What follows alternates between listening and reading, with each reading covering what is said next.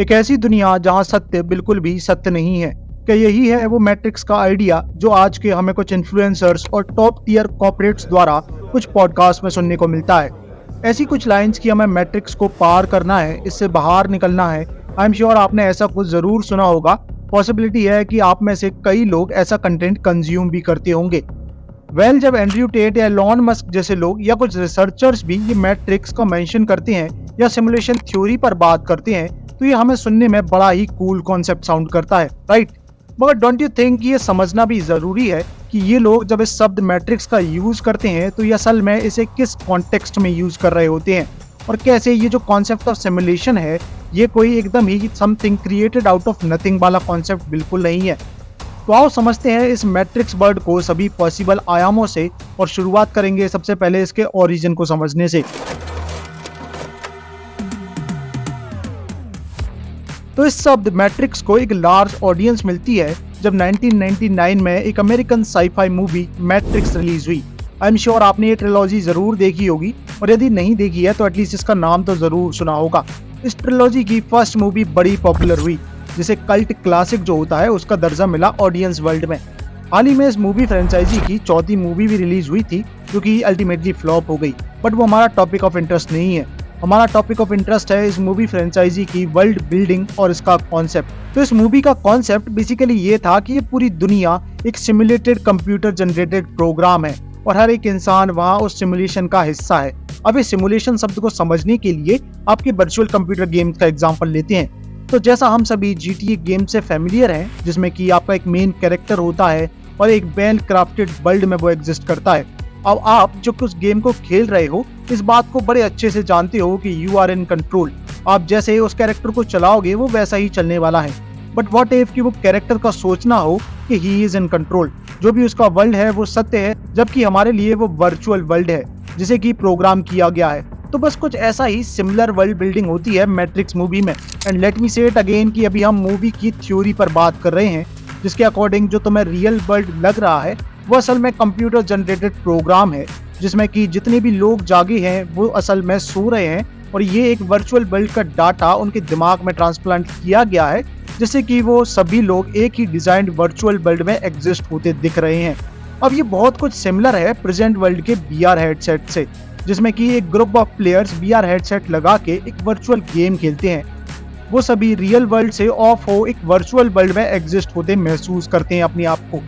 बस यही चीज लार्ज स्केल पर यदि हम इमेजिन कर लें, बस चेंजेस की मैट्रिक्स में वो VR तुमने खुद नहीं लगाया है, तुम्हें तो पता भी नहीं है कि तुम्हें वर्चुअल वर्ल्ड में एग्जिस्ट कराया जा रहा है। तो बस यही कुछ कॉन्सेप्ट या वर्ल्ड बिल्डिंग है मैट्रिक्स का मैट्रिक्स मूवी में। तो डज दिस मीन कि जितने भी इन्फ्लुएंसर्स या कॉर्पोरेट्स जब मैट्रिक्स बोलते हैं तो वो इस वर्ल्ड को वर्चुअल रियलिटी बता रहे हैं, एक गेम की झूठी दुनिया की तरह?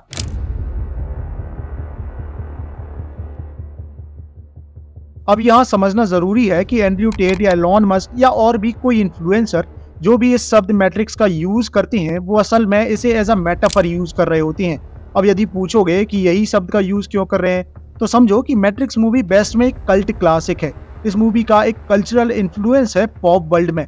हर कोई वहाँ इस शब्द मैट्रिक्स से फेमिलियर है, तो इस शब्द को यूज करने पर हर किसी को एक आइडिया मिलता है बातों के कॉन्टेक्स्ट का। It is more of a psychological thing असल में। बट स्टिल प्रश्न आता है कि मेटाफर तो मेटाफर, बट ये इन्फ्लुएंसर्स स्पेशली सेल्फ हेल्प या फिर सेल्फ इंप्रूवमेंट इंडस्ट्री में इस वर्ल्ड को मेटाफरिकली यूज कर क्या टारगेट कर रहे होते हैं?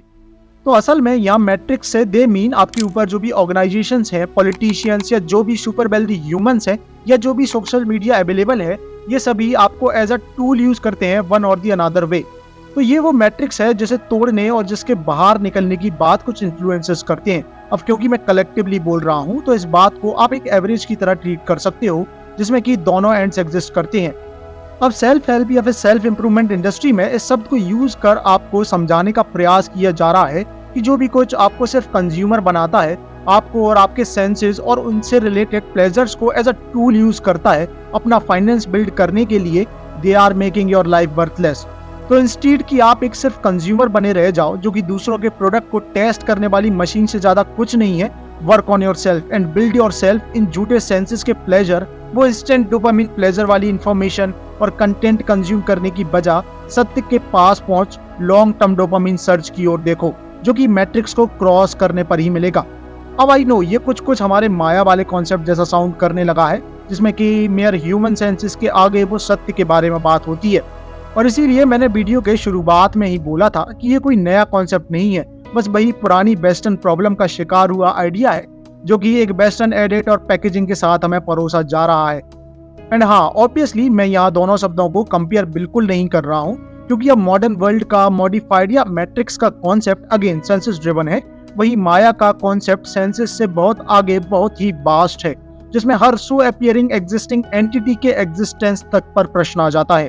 और बड़े लंबे समय से हमारे साथ यही होता आ रहा है, जहां हमारे वास्ट और डीप कॉन्सेप्ट्स और आइडियाज से इंस्पायर्ड हो वेस्टर्न वर्ल्ड अपना एक सस्ता और यूजर फ्रेंडली मॉडल ला हमारे सामने रख देते हैं। जैसे हमारे लार्जर देन लाइफ ब्रह्मचर्य के आइडिया को सेलिबेसी में ट्रांसलेट कर बस सीमन रिटेंशन या नो फैब में सीमित कर दिया गया है। अष्टांग योग को योगा बना बॉडी मूवमेंट्स और एक्सरसाइज में सीमित कर दिया गया है, और अब तो उसे डिमोनिक बता क्रिश्चियन योगा भी मार्केट में आ गया है। अब और भी ऐसे कई सारे कॉन्सेप्ट्स हैं जिनके बारे में डिटेल में बात हो सकती है, तो उन सभी के बारे में किसी और डिटेल वीडियो में बात करेंगे। इनकेस वो मिस नहीं करना चाहते तो चैनल को सब्सक्राइब जरूर कर लेना। बाकी वेद, साइंस एंड मैथ्स पर आपको आवाज फिर सुनाई देगी। जय मां भारती।